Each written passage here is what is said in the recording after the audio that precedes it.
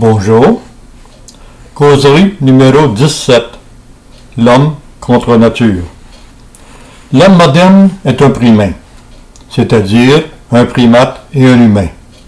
Ou, plus précisément, un primate et un apprenti humain. Le ratio primate-humain est de l'ordre de 90-10, soit 90% primate et 10% humain.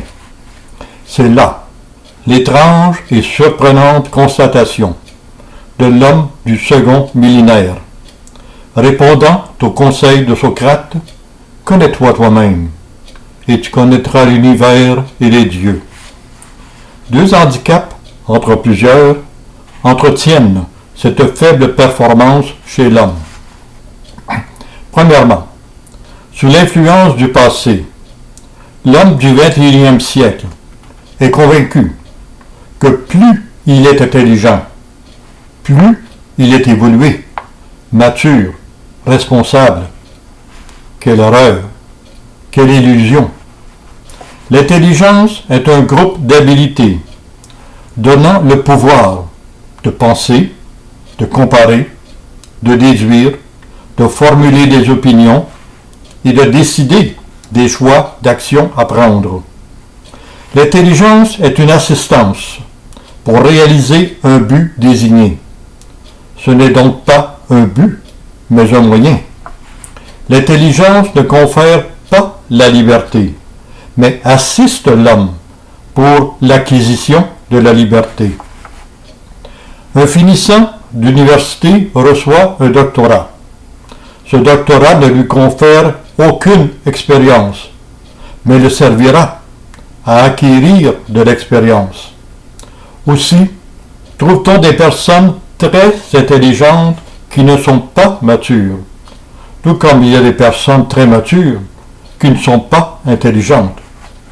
Secondement, toujours avec l'influence fautive du passé, l'homme est demeuré trop longtemps convaincu qu'il est apparu par abiogénèse, c'est-à-dire par création spontanée.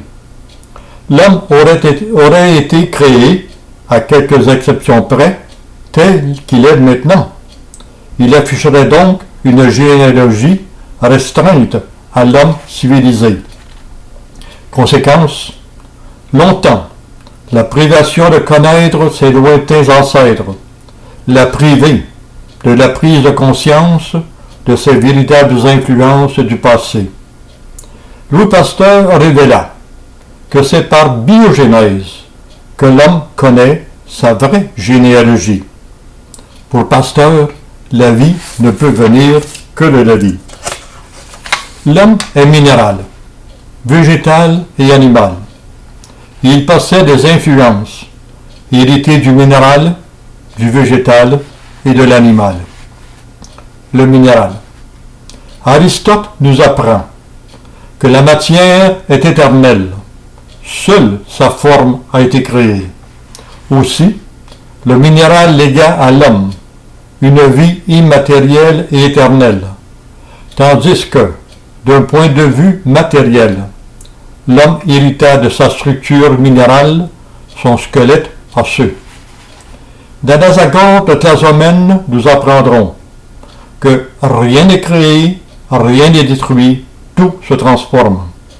Alors l'homme hérita du minéral, du pouvoir de muabilité. Le végétal. Le végétal change de forme, de volume, de couleur, même de goût. Pour arriver à ces réalisations, le végétal répond à 7 processus vitaux: respiration, alimentation, digestion, partage de l'énergie, élimination, protection et procréation. À ces 7 processus vitaux s'ajoutent 3 besoins vitaux: humidité, chaleur et nourriture. La survie du végétal dépend donc de 10 activités vitales. La nature contrôle toutes ces activités et le végétal n'y coopère que par une fidèle adaptation à la nature. Que l'une de ces activités soit absente ou disproportionnée aux besoins. Le végétal n'a aucun pouvoir d'y apporter la moindre correction que ce soit. Il en subit les effets. Le végétal ne jouit donc d'aucune liberté. De point de vue matériel, l'homme hérita du végétal de sa pilosité et de la pousse de ses ongles. L'animal. Vint ensuite l'animal. L'animal bénéficie des 10 activités vitales accordées au végétal, à quelques exceptions près. L'animal jouit d'une liberté, quoique relative, mais effective tout de même. Pour jouir de cette liberté, l'animal doit apporter sa coopération à la réussite de 3 processus vitaux, lesquels sont devenus des besoins vitaux: manger, se protéger et procréer. L'initiateur de cette vitalité demeure la nature. L'animal répond à son instinct, et l'instinct est le substitut de la nature. Donc, en répondant à son instinct, l'animal répond à la nature. C'est la nature qui avise l'animal quand il faut manger, quand il faut se protéger et quand il faut procréer. Pour compléter cette assistance, la nature ajoute des préparatifs biologiques et physiologiques. Ainsi, lorsque le signal est donné, l'animal s'active pour trouver la nourriture, participe à sa protection et cherche le partenaire pour procréer. Lorsque le besoin est comblé, la nature cesse l'envoi du signal, et en l'absence de signal, l'animal cesse ses activités et retourne à sa vie normale. Le pouvoir de liberté de l'animal se limite exclusivement à ses efforts de rechercher nourriture, moyens de protection et partenaires de procréation. L'homme. L'homme survit en répondant aux mêmes besoins vitaux que ceux de l'animal, tout en jouissant également des mêmes privilèges.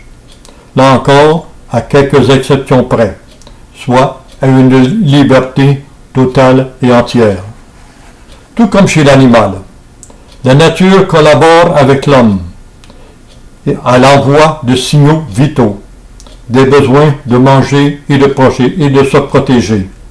Également, la nature accorde aussi à l'homme les préparatifs biologiques et physiologiques pour mener à bien l'accomplissement des besoins vitaux. Lorsque les besoins vitaux ont été assouvis, la nature cesse d'aviser l'homme de la nécessité de pourvoir à ses besoins naturels. Là s'arrête l'action de la nature. Et où commence l'homme à exercer ses pouvoirs de liberté? Besoin de manger. Lorsque l'homme perçoit le signal du besoin de manger, il peut y répondre ou tout simplement refuser de manger. S'il accepte de manger, il choisira le moment, la qualité et la quantité de nourriture, même si parfois ses choix nuisent à sa vie. Ses habiletés lui accordent des pouvoirs et lui permettent de défier, de s'opposer à la nature. Lorsque nature avise l'homme qu'il est rassasié, il peut décider de continuer à manger, même au mépris de sa propre vie. Également, en l'absence de besoin réel de manger, il peut créer de faux besoins de manger, de faux appétits. Chose étrange, tout faux besoin de manger produira les mêmes effets que si le besoin était réel, et profitant ainsi des mêmes préparatifs biologiques et physiologiques, il jouit du plaisir de manger.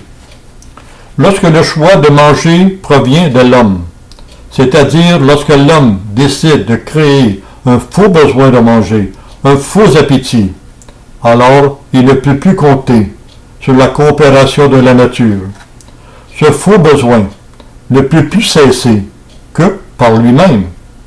alors l'homme rivalise avec la nature. Aussi, tôt ou tard, il en subira les conséquences. Certaines de ces conséquences sont le diabète, l'obésité, l'alcoolisme, le tabagisme, la boulimie, les maladies cardiovasculaires, la cirrhose, etc. Besoin de se protéger. Il en est de même pour le besoin de se protéger. La nature l'avise du danger, le prépare biologiquement et physiologiquement à faire face, soit par l'attaque ou la fuite. Néanmoins, l'homme, par ses pouvoirs intelligents et son libre arbitre, peut répondre au besoin de se protéger. Il peut aussi refuser de se protéger. Lorsque l'agression disparaît, la nature cesse l'envoi du signal de se protéger et cesse également les préparatifs biologiques et physiologiques nécessaires à répondre aux besoins de se protéger.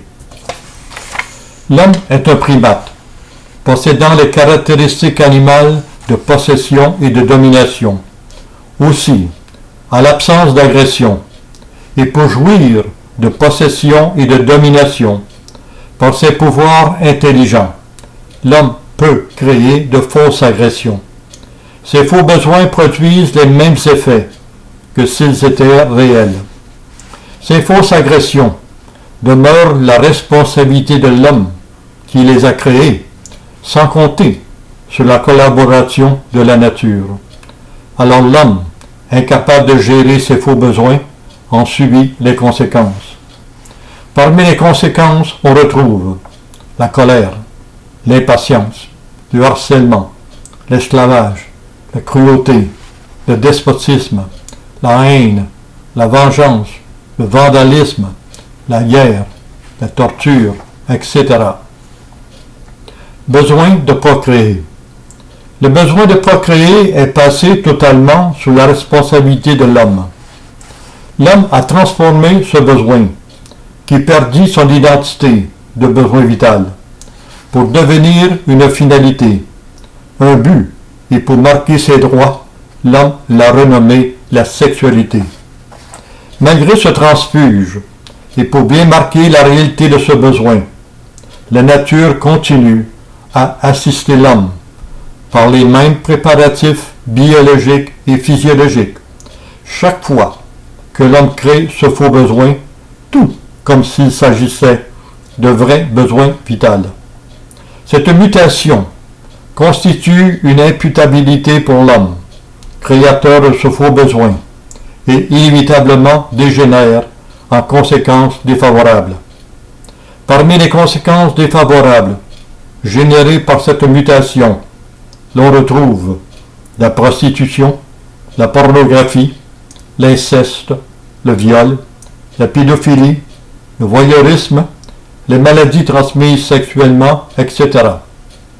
Conclusion. Le primat cherche à imiter la nature, conscient de ses pouvoirs et de son libre arbitre. Il crée un faux instinct, avec lequel il crée de faux besoins. Le primat oublie que la nature est éternelle et immuable, alors que l'homme n'est que passager et mortel. De ce fait, l'imitation est vouée à l'échec. Cependant, si le primat bénéficie du pouvoir de créer de faux besoins, malheureusement, il n'a pas le pouvoir de les gérer ni de les contrôler, d'où les conséquences désastreuses de ces fausses créations. Jean Rostand l'avait déjà compris lorsqu'il disait « La science a fait de nous des dieux, avant même que nous méritions d'être des hommes. » La substitution des pouvoirs de l'homme au pouvoir de la nature prépare des futurs douloureux. L'esprit de l'homme doit rechercher l'harmonie avec l'esprit de la nature, et l'homme retrouvera cette harmonie lorsque son esprit vibrera au même diapason que l'esprit de la nature. Lorsque, dans un très lointain futur, l'homme sera devenu mature. Les choix de la nature seront les choix de l'homme, et les choix de l'homme seront les choix de la nature. Le ratio de vie primate-humain sera alors de 5,95, soit 5% primate et 95% humain. Merci. Les causeries demeurent toujours disponibles par papier ou par email. Merci.